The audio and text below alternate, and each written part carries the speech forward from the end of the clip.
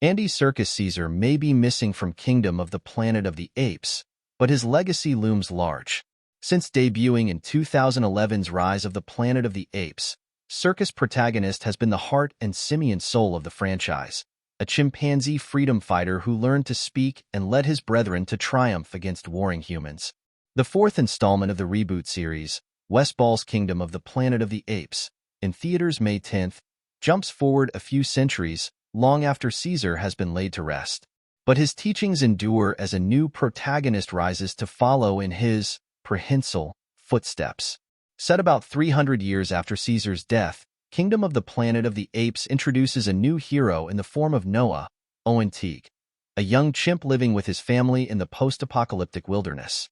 His father, Koro, Neil Sandilands, leads their small village, where the apes have embraced farming and falconry. Our first introduction to Noah is watching him swing fearlessly above the treetops, searching for an eagle egg that he will raise and train from birth. But before long, Noah's peaceful clan is attacked by a group of mask-wearing apes, towering gorillas and chimps on horseback who capture the village's residents. It's up to Noah to rescue his friends and family from this band of simian invaders. By Noah's time, most apes either revere Caesar or have entirely forgotten the charismatic chimp.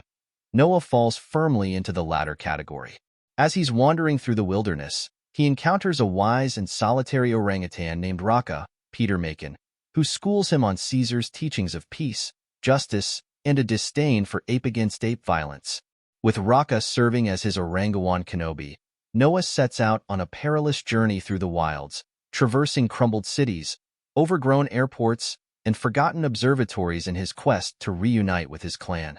Along the way, he crosses paths with a mysterious human, played by The Witcher's Freya Allen, whom Raka and Noah nickname Nova, a nod to the series' many female characters of that name. She appears like most humans of her time, savage, mute, and incapable of complicated thought. But Noah soon discovers that this wild child may be hiding secrets of her own. Their trek brings them to the seaside war camp of the self-styled Proximus Caesar, Kevin Durand, an ambitious bonobo who's crowned himself as Caesar's unofficial successor. He's the kind of grinning dictator who greets his followers by declaring that every day is a wonderful day. And he's guided by a simpering human, played by William H. Macy, who ploys him with tales of ancient Roman history.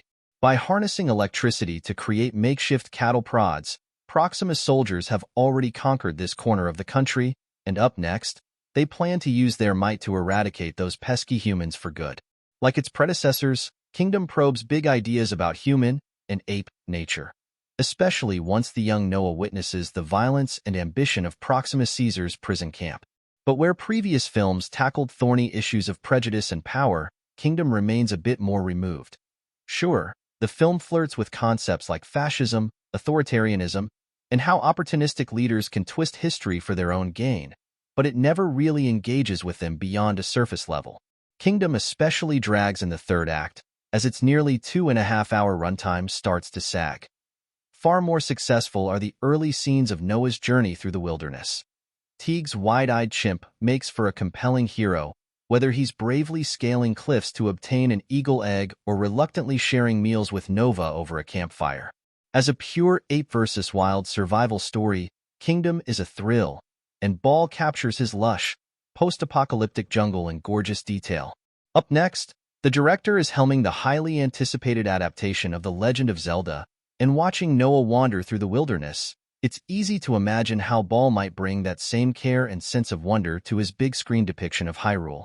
More than anything, Kingdom simply looks beautiful. Each of the apes is rendered in loving detail, elevated by soulful motion capture performances. Teague is especially great as the heroic Noah, flitting between deep human emotion and animalistic rage in an instant.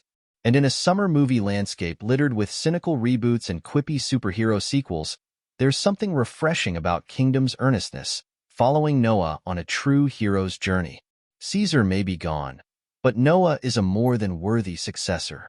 Grade B.